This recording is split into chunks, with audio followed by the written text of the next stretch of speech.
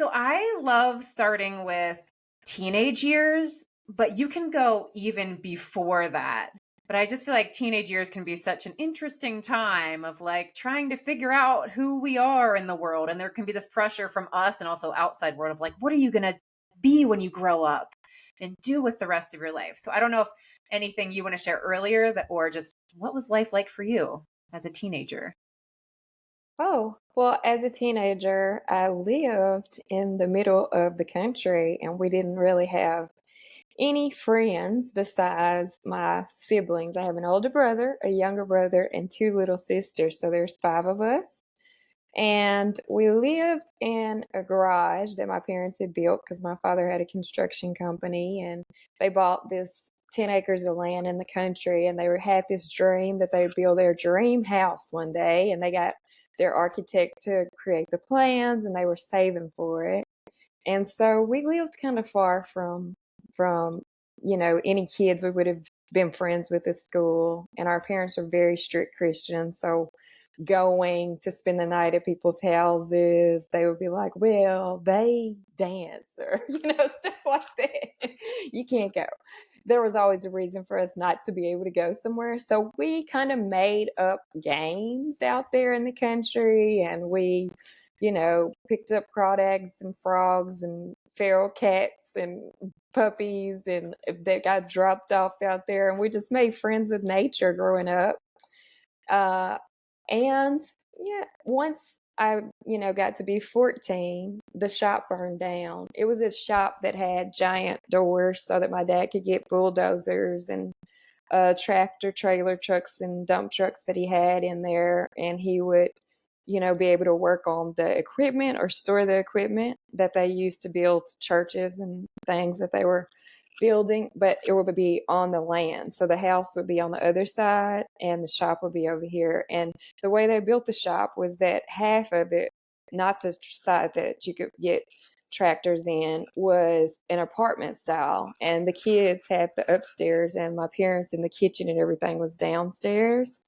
And so when we were coming home from school one day, we saw this giant cloud of smoke in the miles away. And we were like, what in the world is that? Because the closer we got to our house, the more smoke we saw. And we got there and our house was burning down and we lost everything. Oh no. And the money that they had been saving was in there and it got burnt up and just all kinds of stuff. It was just crazy. So we ended up moving into a motel and we stayed there for a while. And the church people actually were the ones who came together and gave us so many things like clothes, food, things we needed because we were lost everything. And then a bid for a job came in for my dad, and it was to build a church, and they gave him a great advance on the job. And because we were homeless, he was like driving by one day, and there was an auction of a house that was right down the street from where we had lived in the country. And he stopped by and put a bid on it, and he got it. It was right there on the spot kind of auction. And they were like, he won't be able to come up with the money. And he had the money. And so he dropped the money on it and we moved into a house, a real house, not a garage. And their dream, though, of building their own house never came. But the house that they got was very similar to the dream house. So I learned about manifestation and I learned that it doesn't always look like you want it to look, but you keep the vision of what you wish for, and there might be loss, but Wow. it will happen, you know? So growing up before the fire happened and like living in the garage sort of thing too, like did you just think like that's what life, you know what I mean? It was like even though you knew your parents had a dream for a house, but too since you like lived further out and you weren't going to friends' houses, like were you guys just like, yeah, this is where we live. Awesome. Like did you have any sort of idea of like, oh, we live in a garage. You know what I mean? Like I'm wondering if because if you might have been not seeing other people living in houses or if you knew like, oh, I can't wait till we get out of this place. It was a lot like, "I can't wait till we get out and they Okay. finally have enough money to build a house." Because I invited, like, maybe one friend over, but I was really embarrassed to invite friends over because it was a cinder block garage, and I was like, "You know, everyone else lives in a basic, normal house. Why can't we too?" You know? But they were dreamers, and that was part of building a dream, that they would have the shop and the compound of this acreage and grow food and all of that. And so now, though, as a musician, I look back and I'm like, I would kill for that shop because I could turn the music up, crank it as loud. The neighbors are 10 acres away at least. And I would just rip, and not have any trouble. And we would take Yeah. showers outside and all kinds of stuff, and nobody was around. You could do whatever you wanted. It was cool. Yeah. Yeah. No, and that's too, it's so interesting because you never know what could make you, because you could have, I didn't know. I was wondering if you were like, this is awesome how we live. I love it. You know what I mean? You never know. And then to looking at other people's stuff, that was where we can look like, oh no, is something wrong with what I have because they have this, right? Like, but you could have been like, oh wow, this is a really cool setup. We get to live in this thing. But so that when you said that you learned the sort of about manifestation with your parents and they were saving for that dream house, and then even their money, not only the belongings, but their money burned that they were saving too. So like really lost everything. But then getting that contract and then getting that house, was that something that your parents did like sort of talk to you about? Like, and I don't know if you were raised Christian, if they would have used the term manifestation, but like, were they saying sort of like those sorts of things like, look, we got what we wanted, or that, did they sort of imply that to you, or are you looking back, looking at, oh, look, they manifested it?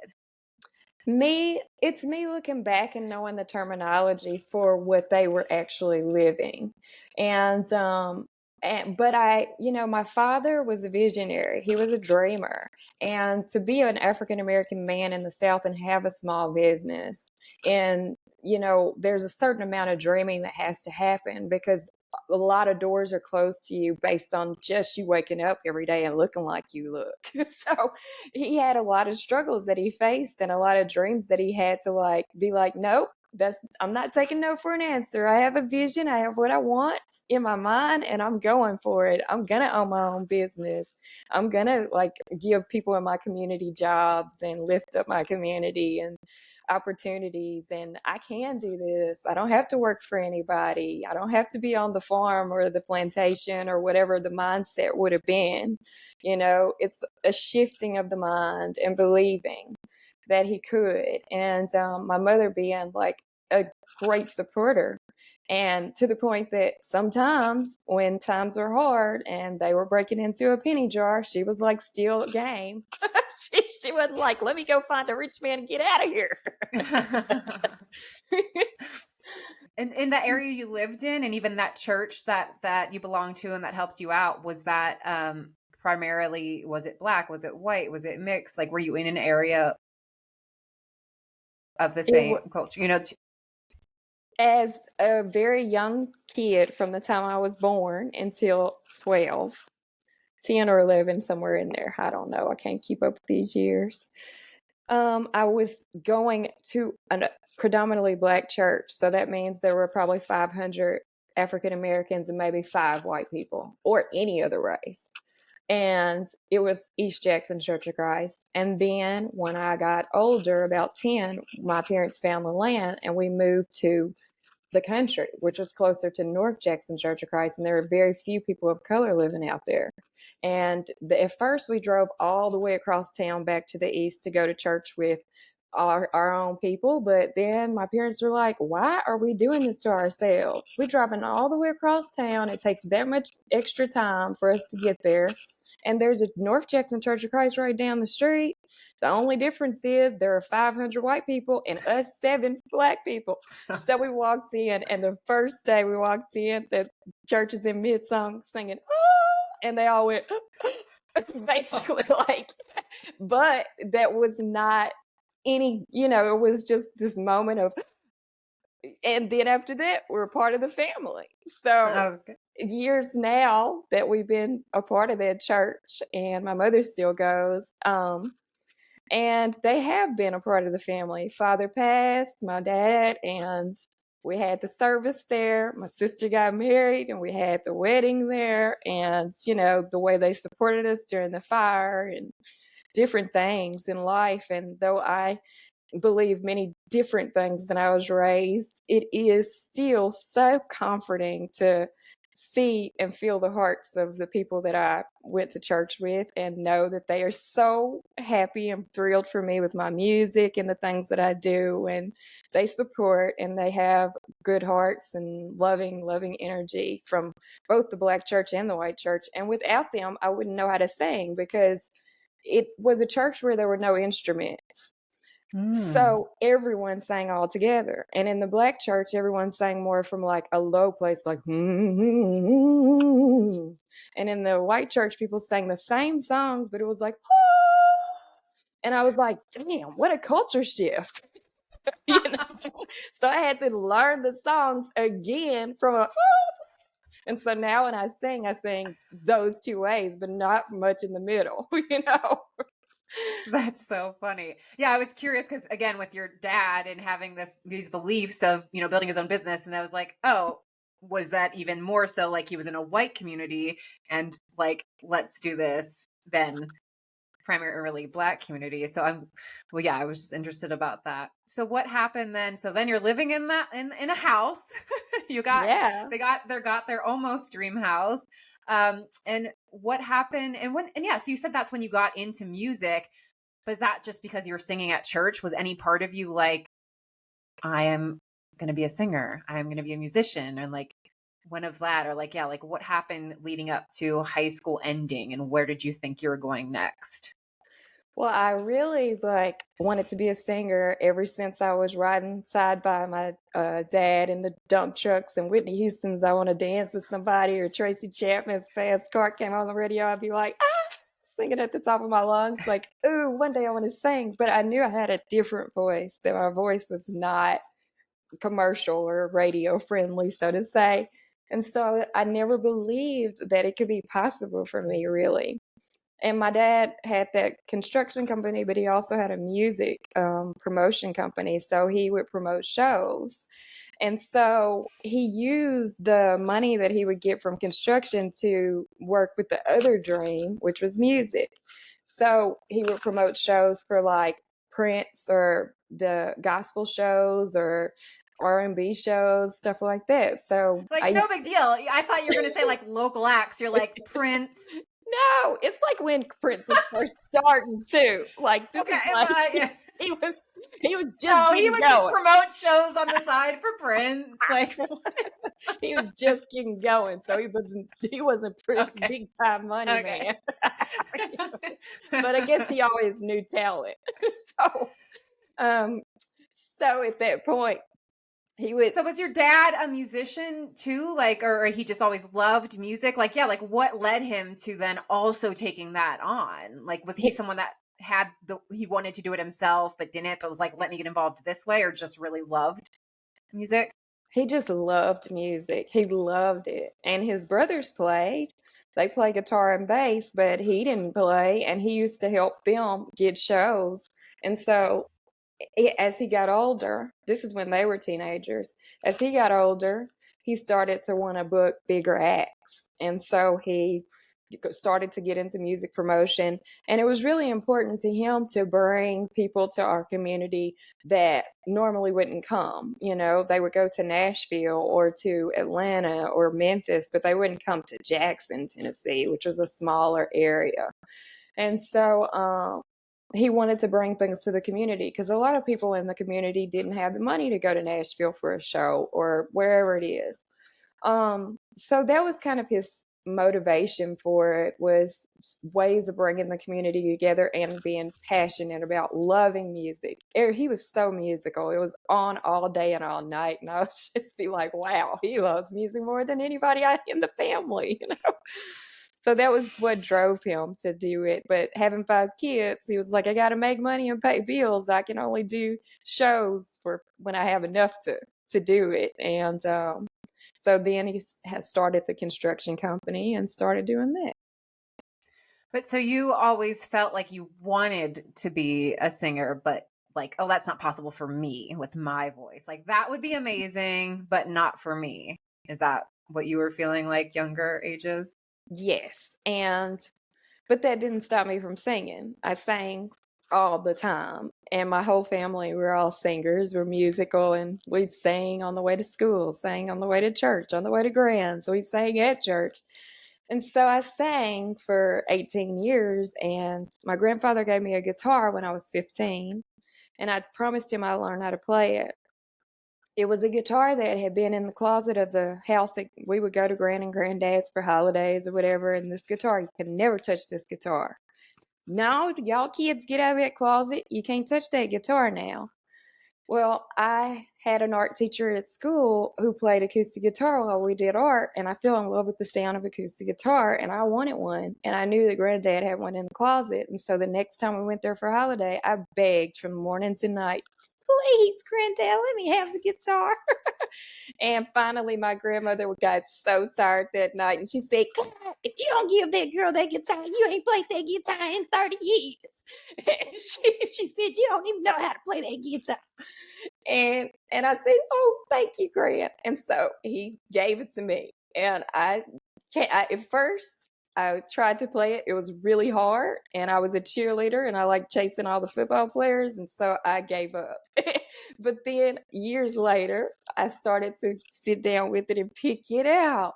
Just pick it out. And I said, I promised Granddad I'd learn. So I have to learn in my lifetime, even if I'm 80, before I can play a full song. So I did. What were you, did you end up learning while you were still in high school?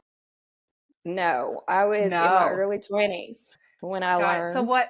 So then when you graduated high school, were you and were people around you as like, were you in a community that was like, you go to college next, or was it you get a job next, or like what was your life in that transition of, okay, high school's ending? Well, it was really kind of dark. My boyfriend at the time was about 5 or 6 years older than me, and he played guitar, and he moved to Memphis, and so that was the big city. And so when I left high school, they were all like, "Go to college, do something with your life." But I couldn't because they didn't have their situation together for me to get loans, and I had no credit of my own, so I had to just go to work. And so I moved in with my boyfriend in Memphis, and it broke my mother's heart that I left. She said, "You living in sin, you're going to go to hell." And she didn't talk to me for like 2 years. Nothing. And so I was 18 on my own, no money, not anything. And if my dad were to reach out to talk to me, then he was going to get kicked out.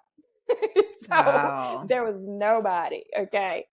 And so I got jobs. I just got a lot of jobs because living as a single woman with no money, like you cannot pay rent with one job. I had 2 or 3 jobs. So I worked waitress in the morning, coffee shop in the afternoon, clean houses at night, and on and on.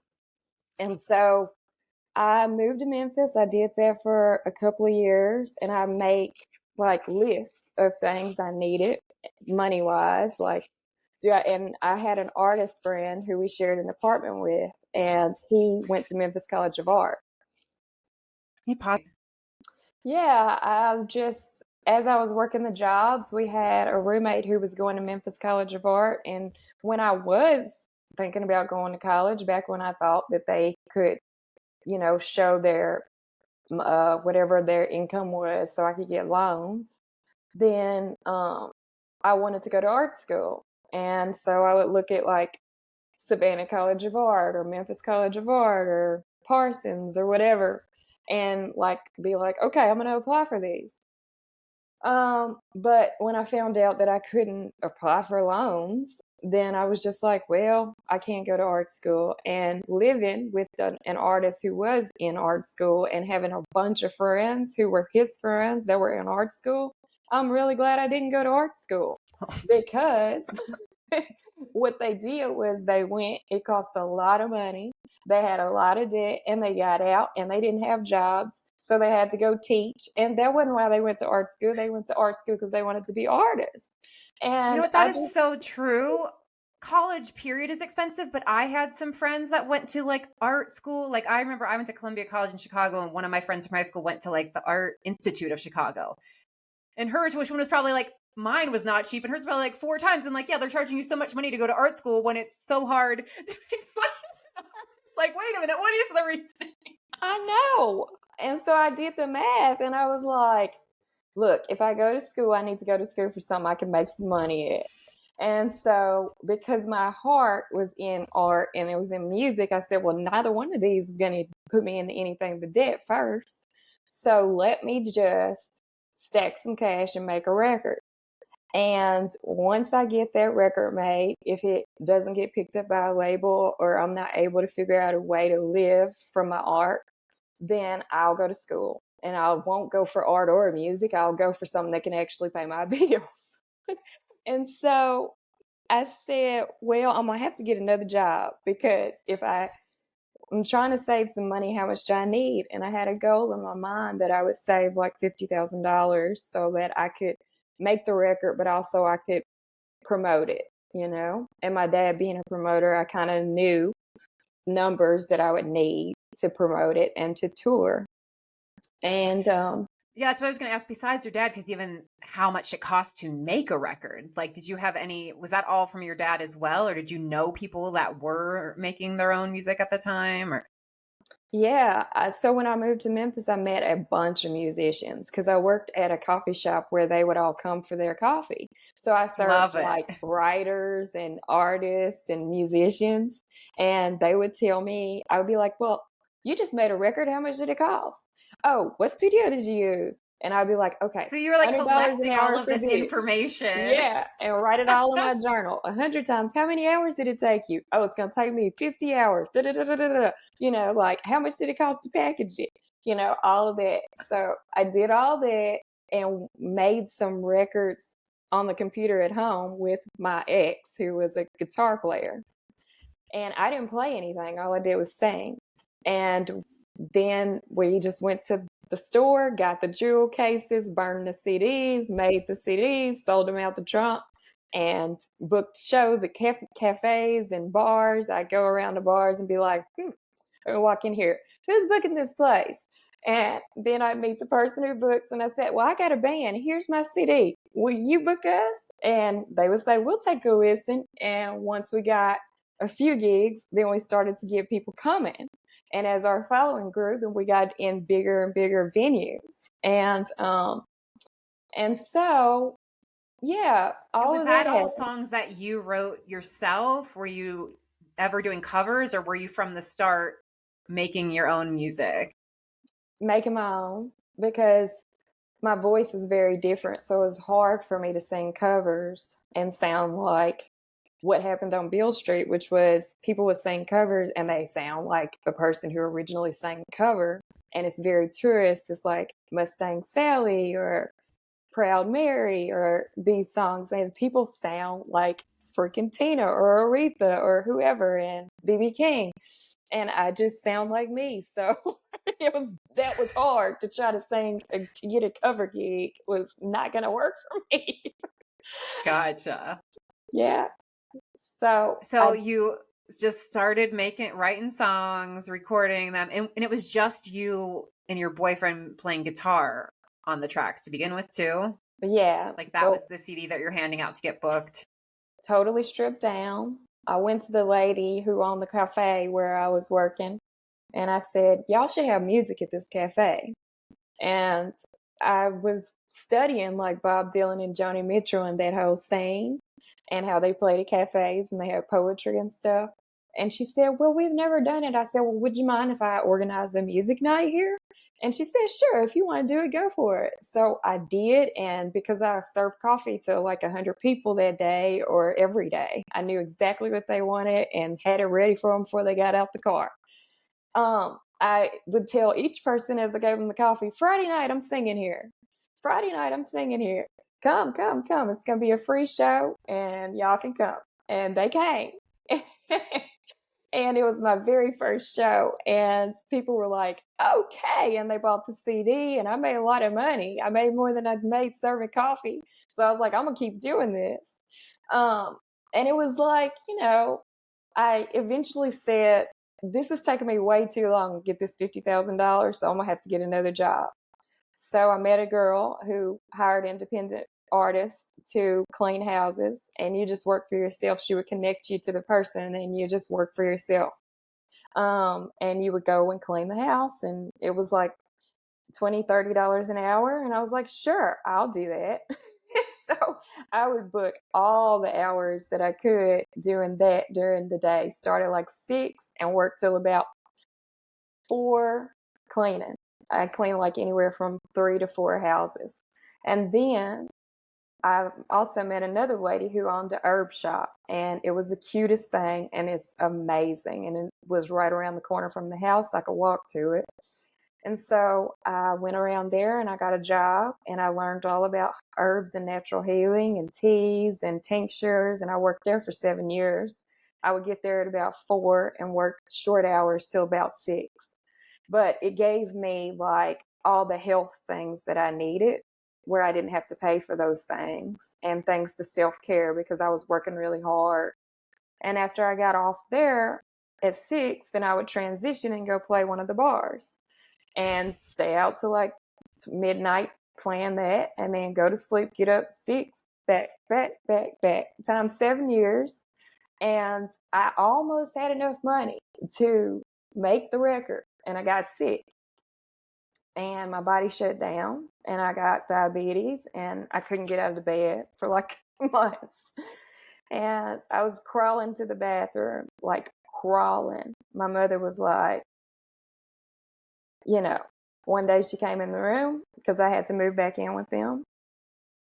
And she threw down the yoga mat and she said, get up. You need to start doing whatever that stuff is you do, yoga. And I was like, okay. She said, because if you don't get up now, you're never going to get up. And I was weak. And I was weak for a long time, years. And I started getting my strength back, and I couldn't go back to the jobs. My body wouldn't let me. But my body did let me go to the gigs I had where I sat and I just played.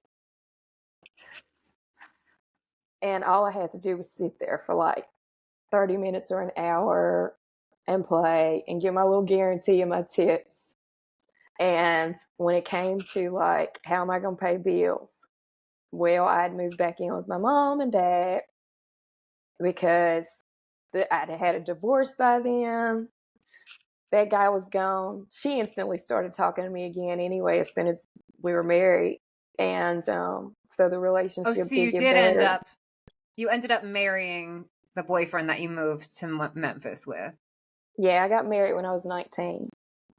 So pretty quick. It was mostly because of the relationship with my family that I, just wanted to make sure that,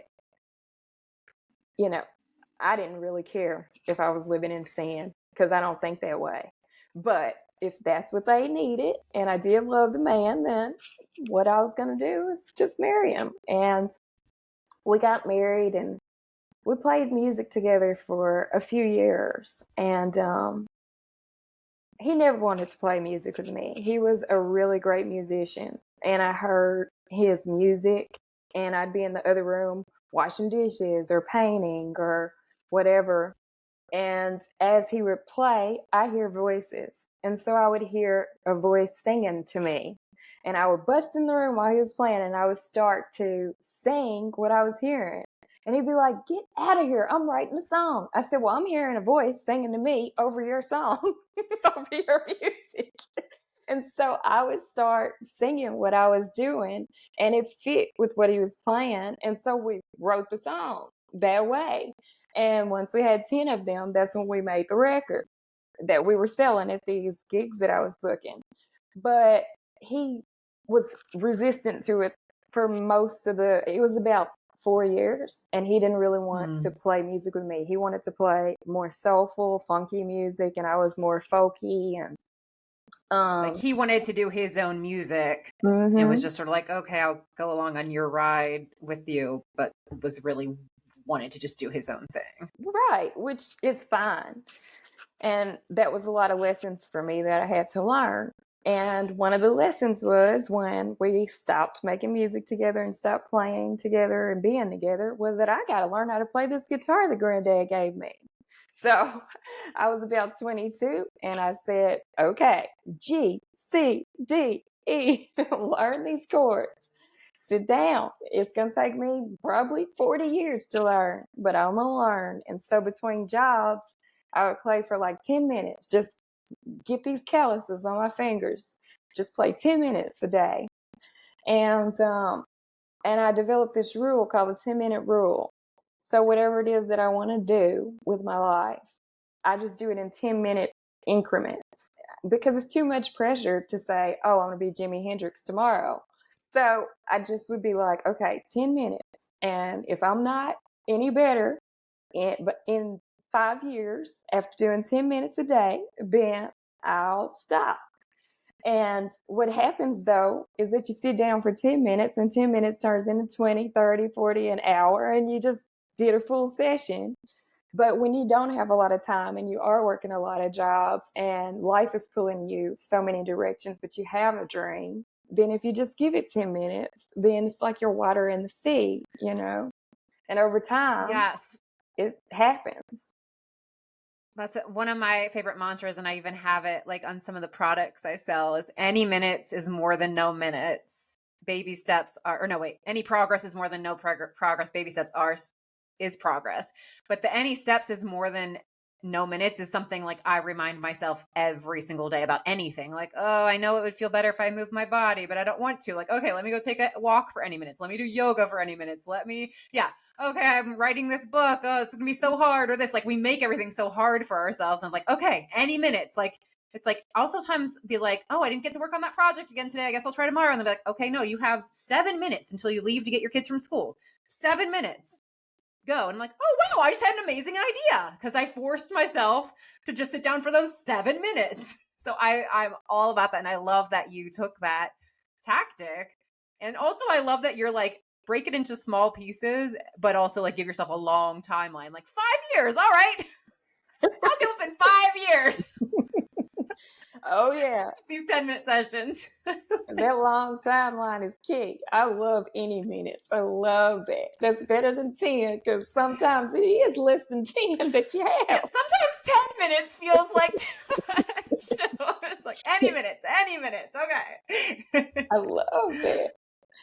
I want to ask too, like, since we touched on earlier, like you knew you wanted to sing early, but also like not me. Do you know, or do you remember like when you started to get inklings of like, yeah, why not try it? I mean, I know you said you moved to Memphis and we're seeing, you're interested in art and music, didn't want to pay for those things to study, but but you really went like all in. I mean, even though you're working all those other jobs to in order to pay for an album to be recorded on your own.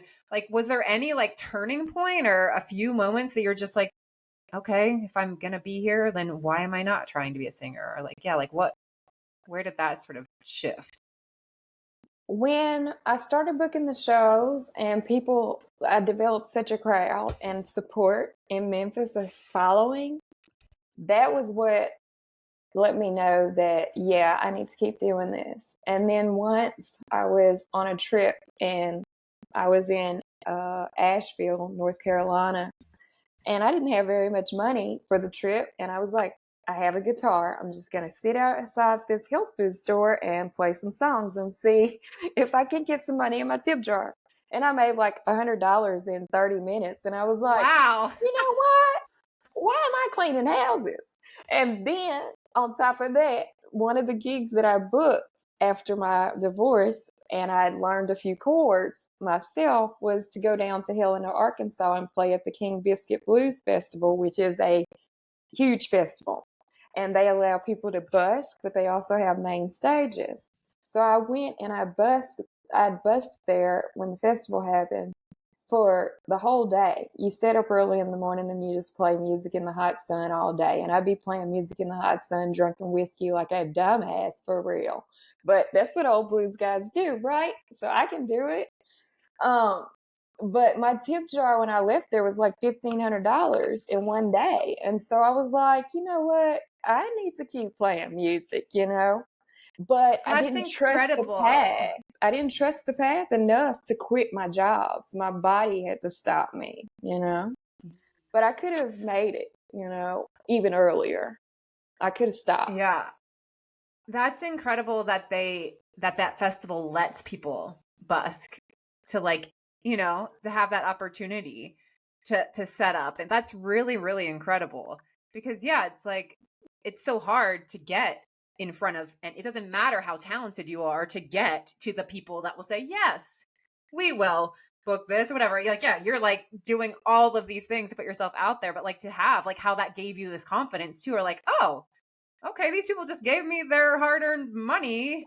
Like, okay, like then like just people walking on the street like that, like yeah, reminds I guess I do have something perhaps. Like that's really incredible. But even going further back, what even was inside you to try to do the shows, right? Because if you didn't think you had a chance, why would you even be putting yourself out there to go to like play at your coffee shop and stuff? So part of what I learned in working at the coffee shop, there was a philosophy section and a spirituality section. And books like Ask and It Was Given and anything, Thich Nhat Hanh, Oprah, anything, Richard Bach, anything would be in there. And the people who came into the coffee shop, many of them were spiritual, they were artists, and they believe in dreams still, you know, and magic and manifestation and what the world can be. And so I would look at the things that they were reading and I'd be like, that guy's a writer and he's reading, or an actor and he's reading Ishmael. Let me read that, you know, and just reading illusions or whatever it was. And then as I was reading and I was like, knew I had a dream, I started to get curious about like, why am I in this body? Why am I here? And what is the purpose of life? I've always been curious about these things, and what does, like, how did I get here? And what does it look like after and stuff like that? And I just think that like all of it is a manifestation, and all of it is similar to a dream. And so understanding the anatomy of a dream, how does a dream come into being? How did I come into being? If I am a dream, if everything around me is a dream, like how are dream, what's the material that makes up a dream? What's the stuff? And I wanted to understand that. So I said, well, the best way for me to understand that is to follow a dream. Let me see, what is a dream made up of? And that's what's my biggest dream and what's the hardest dream for me? Music, because I'm not like natural at anything but singing. So if I can take a really difficult dream and I can manifest it, then I'm going to learn a lot in this lifetime about the journey of being, the journey of becoming, and what it takes, and you know, all of that. So I mean, it's one thing to have people tell you that you know, you can be what you want to be, that life can be what you wish for it to be, leap and the net will appear, all this stuff. That's one thing. But to actually do it and know that net's gonna appear, that's what I wanted to know. I wanted to know, will that happen? Because there were more secure paths that I could have taken, you know, but I wanted to put myself in the place where I'm like trying these things that are visions for me that don't really seem real. They live in an invisible world in my mind's eye. And I'm bringing them into fruition into the physical world. And why does it take so long for some things to manifest in the physical plane? Because like on the invisible plane, it's already here, but we live on earth and time is a huge matter here. And matter is a matter and it takes form, you know, but it takes time for things to form here. I do think there's other planes where things happen faster. Like you can think something and it happens faster. But because we're on the physical plane, things happen in a physical time period, and it takes time. But understanding how a thought can manifest something, or understanding how to choose thoughts or focus energy on thoughts, is something that comes with being on earth. You can get really good at that. So when you are in a plane where thought creates form instantaneously, you're not creating things that are harmful for other beings, because you know how to choose thoughts that are going to be uplifting and vibrate with harmony with all of life and existence, not just here, but all throughout all of the ether in all forms. So I just wanted to understand that. And I couldn't understand it until I embodied what a dream was. That's so beautiful. I love that so much. So it sort of sounds like, in very short version, it's like, okay, let's make this be an experiment. Like, all right, like, like That is what it was. which is how I view life a lot of times. Like, I'm like, okay, or an adventure. I'm like, oh, this is an experiment or an adventure, instead of like, oh no, if this doesn't happen, this, whatever. Cause yeah, the timing and all of that, there's a lot out of our hands. I want to touch back to, when I was starting to ask you about what made you go for it. And then you said like, like, oh, your body had to like stop you in order so you could end up then just focusing on music. It sounded like, instead of like, let me work 4 jobs and do this. So back to your mom telling you to get on that mat and do that stuff you do. And you got, and how long were you like not playing and stuff, like taken out? Because then you said you did start to get out to do shows and you could sit in a chair and play that. Like, how long was it that you ended up like not playing because of your body shutting down? It was about 4 months of just being bedridden and crawling to the bathroom. And then after that 4 months, that's when she was like, can't take it anymore. Um, and like, if I went to open a bottle, I was too weak.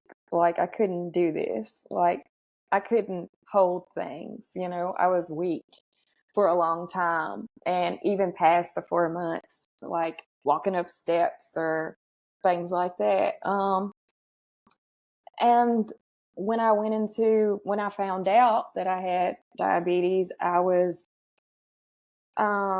went in to work at the herb shop, and the lady was like, you don't look good. And I said, well, I don't really feel good. I saw 2 of myself today. And she was like, we're closing the shop. And she took me to the minor med, and they said, her blood sugar is out of the world. We're going to call an ambulance, take her to the emergency room. She said, I'll take her. And so she took me down to the emergency room, and the lady was like, yeah, you got diabetes and you're going to have to start taking insulin and blah, blah, blah. All of that whole process was so expensive that the money that I had saved went to paying those bills. And so I would pay them very slowly, because I called the hospital. I said, look, I can't work. I physically have no energy. I can barely talk to you right now. And I know I got these bills and y'all calling me, but I don't have it. And she said, well, what can you do? And I said, I can do $10 a month. And so that's what I did. I was close to having my money to make the record, but I wasn't about to spend that knowing that I was that sick and unable to work. And so I just paid it slowly over time. And when I got, my first record deal, I just paid it all off. And where did the first record deal come from? Like, yeah, what was that steps then to like getting back? You're forcing yourself to just sit and play a show for 30 minutes to record deal. So sit and play for 30 minutes. And before I got sick, I had gone to New York to participate in a mixture of Hungarian folk music with African American folk music. And so they brought all these African American folk artists from all over the world, and all over the country. And then Hungarian gypsy folk artists, and they put us all in this show at Symphony Space. And I met the way that they found out about my music is just that I'd been playing in blues festivals and little southern joints, juke joints and stuff, and people started talking. And so John Forte and some famous people started to say, hey, there's a girl. She plays banjo and guitar. We should get her up here. She's a Black folk artist. So they invited me for that. And when I went to that, I fell in love with one of the Hungarian musicians. And so as I was like totally, sick and unable to keep this connection, it doesn't take me long to fall in love. I fall in love like so fast. I look at someone, I feel it, and I'm like, oh, I know you. And so I fell in love with them through that week of whatever it was. And so after I had enough strength and energy to get on a plane, I went to Budapest and I worked with some musicians over there. And I still been dreaming about making my record, but my money was running out because I had bills to pay. And so one friend said, you can do a Kickstarter campaign and you can make some of the money back that you had to spend to, take care of the bills while you've been sick. And so I did a Kickstarter campaign and my fans gave me $15,000 and labels started calling me and they were like, hey, we want to work with you. And so I was like, looking for the right connections. And I met this guy, Kevin Agunas, and he flew into Memphis and took me out to dinner and was like, hey, I want to produce your record. And I had $15,000 to do it. And I said, well, that sounds good. And he said, and I want to sign you to my label. And I was like, I don't know about that part, but I definitely like the sound of you producing my record. He said, well, who would you like to write songs with? And I said, well, I like the Black Keys. I wouldn't mind working with Dan Auerbach because he's got a solo record and I really like it. And he said, well, Dan just moved to Nashville and I helped them put their studio together. So I'll give him a call and see if he wants to work with you. And so he sent Dan some of my bootlegs that I had been making in the bedroom and selling out the back of my trunk at these shows that I had before I got sick. And he liked my voice and the style. And so he was like, yeah, I'll work with her. Let's do some songwriting. So I went to Nashville and our first songwriting session was at John Prine's studio in Nashville. And so we sat there and we wrote some songs and then we had some dinner at his house one night and he was like, would you like to make a record with me? And I said, well, yeah, but I already told Kevin who hooked us up that he could produce it. And he said, well, maybe we could co-produce it because I'm going to produce everything. I just finished a studio and I would like to have you be the first artist I record there. And I was like, okay, sounds good. So I went and I made the record there. And the Black Keys then, they didn't have their Grammys. They won all these Grammys shortly after I made that record with him. And so everybody was looking at him. And, he played the record for people and people started to hear that I had made this record with him. And a lady in Europe, she started sending it out to all these European labels. And so we landed a label deal in Europe and the UK. And that was my first deal. And it was real money. And so I signed the deal, but I signed it only for the UK and Europe. And so all the rest of the world was open. And so when the record came out, it was doing really well. And, like the States people who were kind of offering me very low offers and not really too invested in the kind of music that I was doing based on what I look like. They started to get interested and I started seeing some real deals coming from the States. So I signed a deal in the States with my label that I'm still with now. So I had 2 deals, and they were both, my first, and then the second record I put out with the Stateside label, and I've been with them since then. And what year was that you signed those deals and did that album with Oh, Black Keys? that was 2012 that the label deal happened, and the record came out Wow. 2013. So you've been out there making making your music and touring and doing all the things for the Yeah. last like 10 years. Yeah.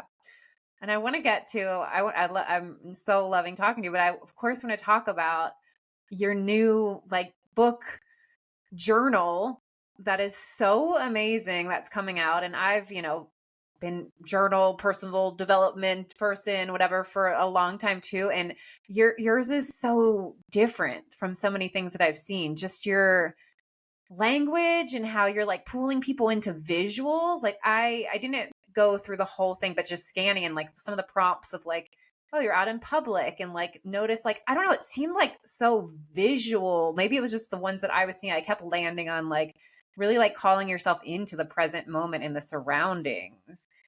First, where did it come from to even do this, to make this guided journal? Well, I did the book maps for the modern world, and I was really influenced by Shel Silverstein and Rupi Kaur and writers like that who also illustrate and share their poems. And as a dreamer and a person who like sees and envisions things and works with the elements and the universe and all that is to manifest things, I just looked at the world and I was like, well, I kind of think that there are little ways that we can do meditations and have practices in our day that connect us with each other more, because a lot of the studying that I've done in that realm is very egotistical. It's very materialistic and selfish in some ways, and you kind of have to be very eye-centered. But to me, the I is you seeing I in all. Mhm. That you right there talking to me, Trisha, you are a form of me and I'm a form of you. We're one. Or that bug crawling on the wall, or the butterfly, or the bumblebee, or the compost, all being one.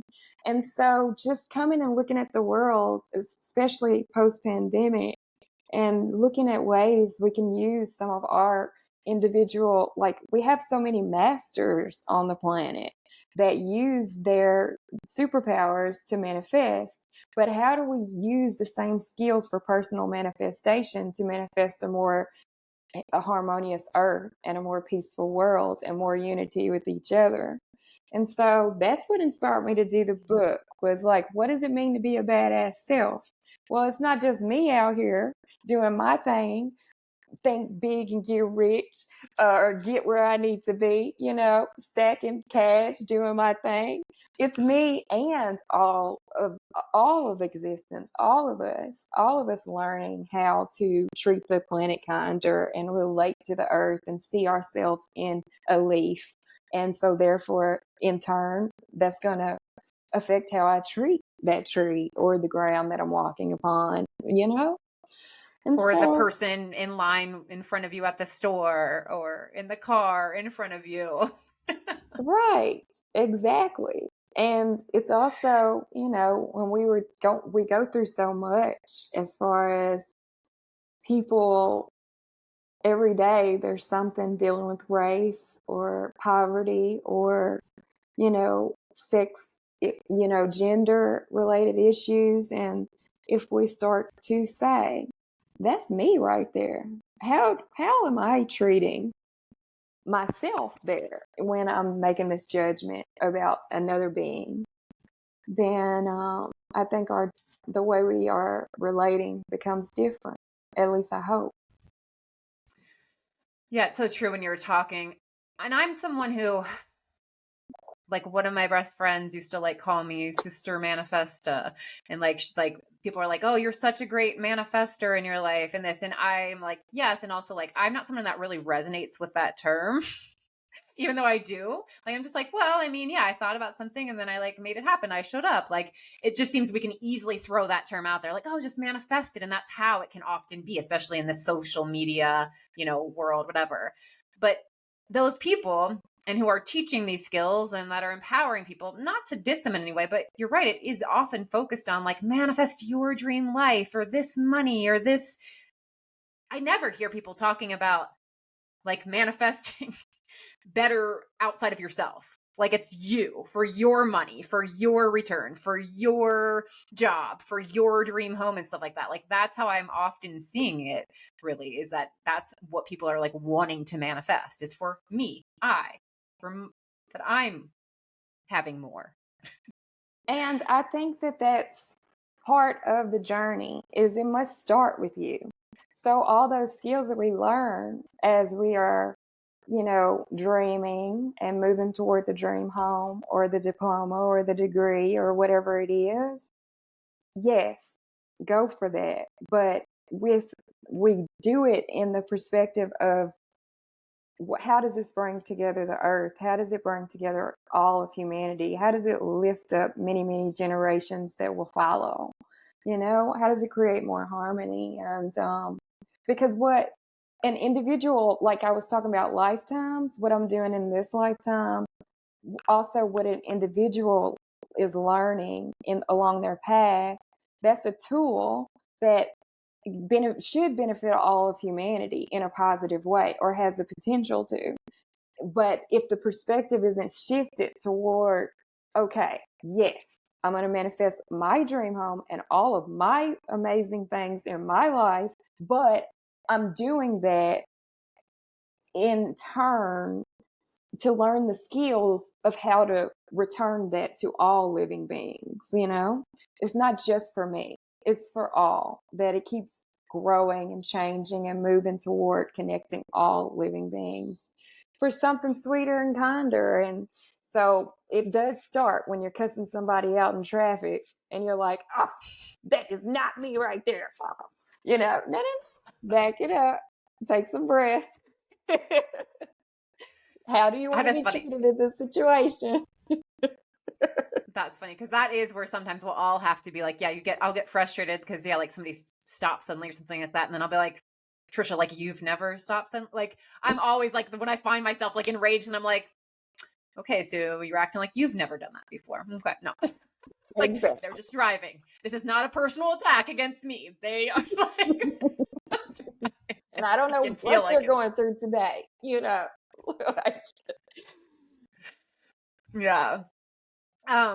Oh, and I loved I don't know if it's like the intro, the beginning, where you like say something like the badass in me sees the badass in you. I don't know if that's the right wording, but I know it's definitely the word badass, which I loved it so much because I love that.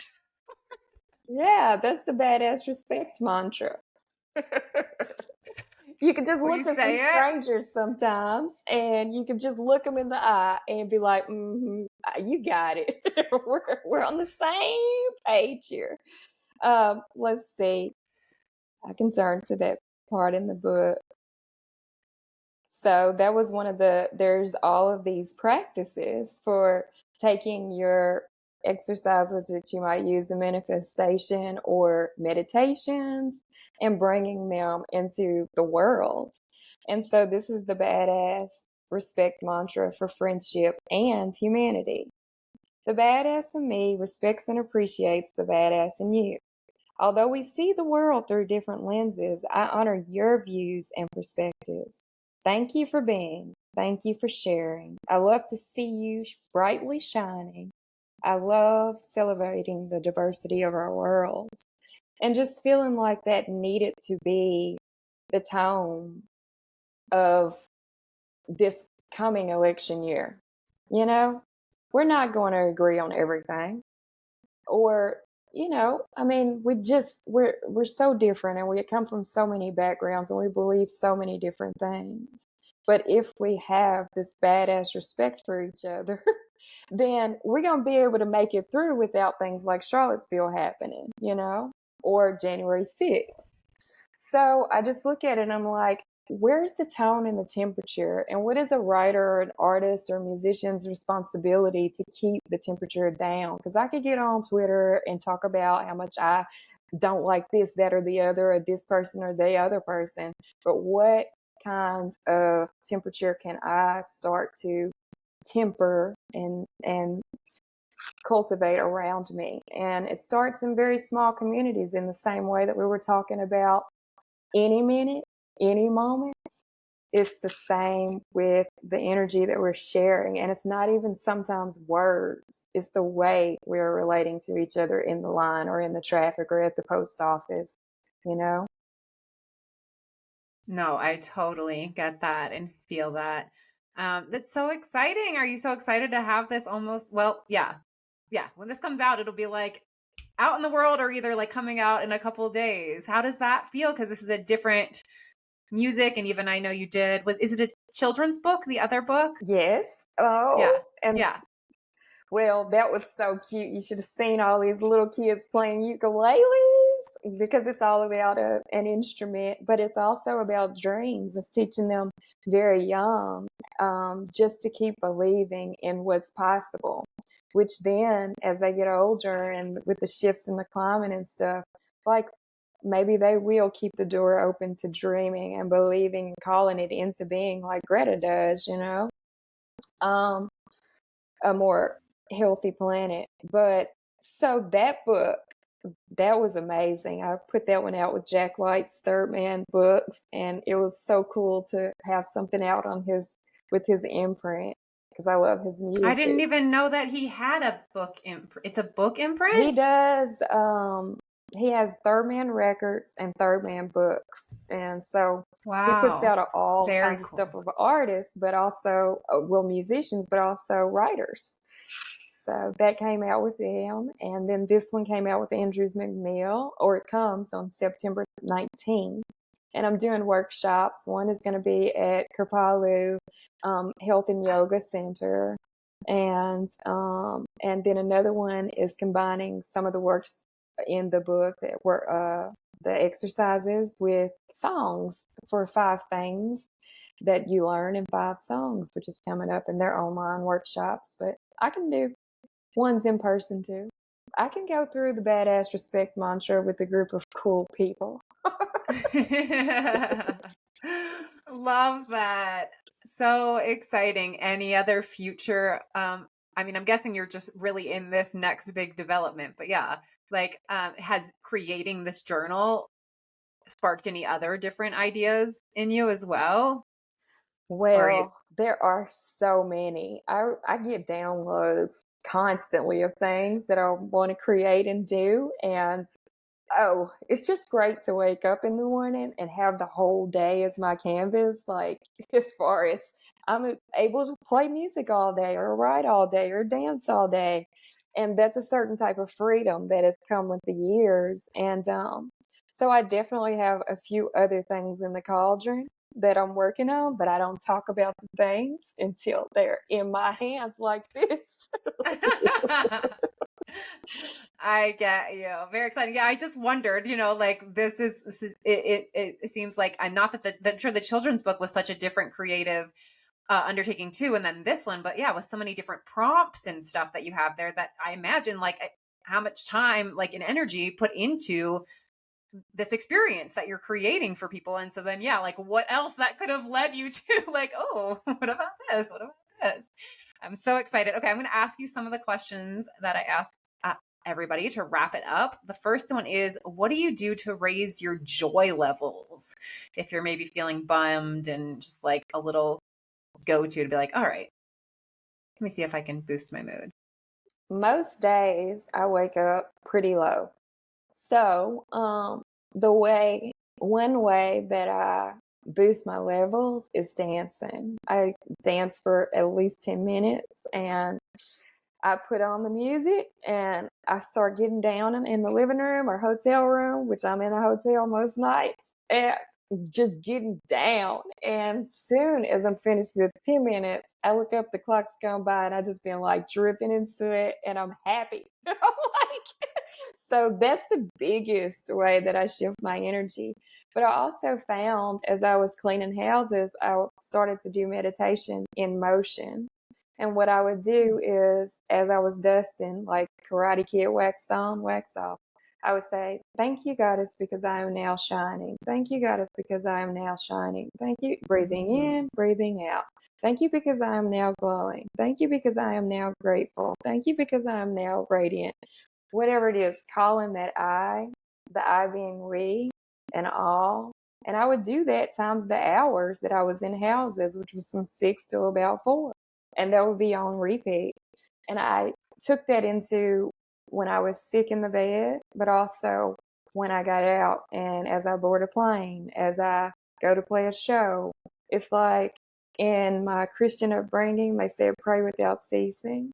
So I keep these words. I wrote all the words of joy down that I could, single words, and I do affirmations with those words constantly. Like I can be talking to you, but it's like da da da da da da in my mind constantly, and it elevates my energy because otherwise my energy goes to what I saw on the news that might hurt me because I'm really sensitive, or something somebody said, or likes, or all of these things was happening on socials or whatever, and I'm like, wait a minute, retune, da da da da da da da da da da, with that mantra repeating. It's like the backtrack of my life. I love that. Yeah, no, I've used mantras and in fact, I ran a Kickstarter years ago to raise money for my first affirmation deck, which is called Own Your Awesome. um, but I want to be you. yeah, like, but like, yeah, because I love to use affirmations and mantra as like short circuit, or like, oh, if I feel myself being like, oh, I'm so frustrated, whatever, but like, okay, no, like what is it? Oh, what am I telling myself? What do I want to tell myself? Like that's why I can do it in the moment of like, yeah. So I even like but I love how you phrase it as thank you, and so instead of like I am glowing, which would be like traditional, I guess, affirmation writing or whatever, I'm glowing, thank you because I am now glowing. Like I love that. Thank you. Even if like, oh, I'm nervous before this interview. Thank you because I am now confident. Thank you because I am now present. I make up that's how, like, because that's what I do. I try to use like, oh, I'm feeling nervous. How do I want to feel? Confident, at ease, this. So then I am at ease. I am present. But you would phrase it as thank you because I am now. I love that. Yeah, because to me, gratitude seals whatever deal you're making with the universe or your higher self. Gratitude seals it because I don't necessarily, I mean, I use the word goddess, but it could be literally green tree. It could be whatever. But there is always like, that to me is connecting with the we, the all other beings, that because it takes everything to make us who we are, the good, the bad, the beautiful, the ugly, all of it, and everyone that if we allow, it all allows us to be, and we allow it to be. So Yes. Okay. And next question is, I ask everybody to apply this phrase to their own life. What is easiest for you is not always what is best for you. So it might be like a way that you're naturally wired. What is easiest for me is blank. What is best for me is blank. And it doesn't necessarily have to be harder. It's just like it's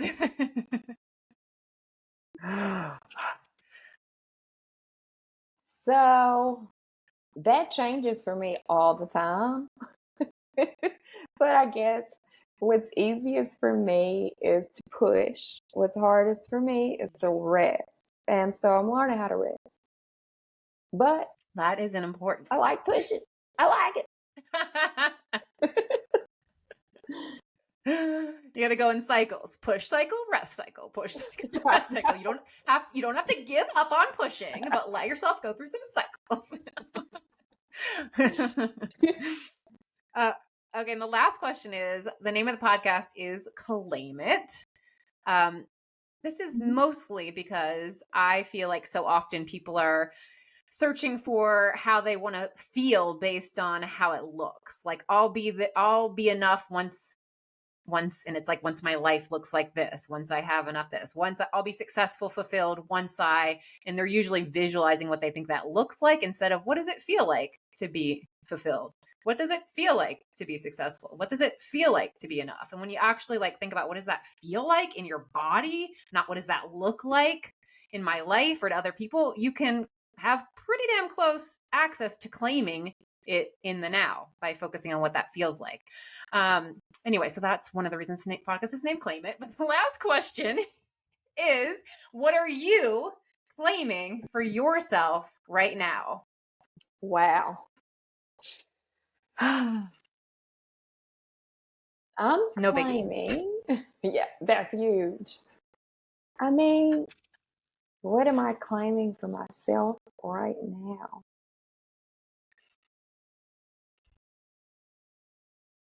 I think I am claiming an appreciation for where I am because as a pusher, there's always where I want to be.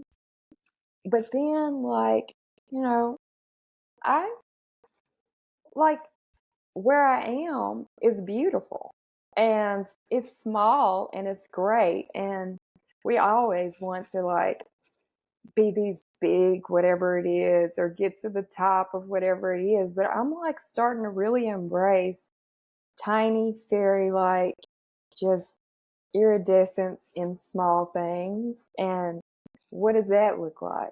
To appreciate where I am and what I have and how far I've come and all the people that are around me right now, because like, oh, I wish we could keep them forever in the same form, but doesn't it change? So just appreciation for where I am.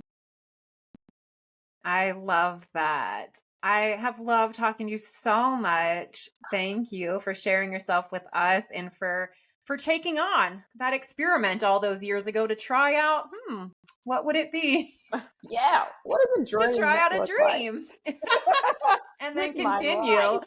just showing up. No big deal. No big deal.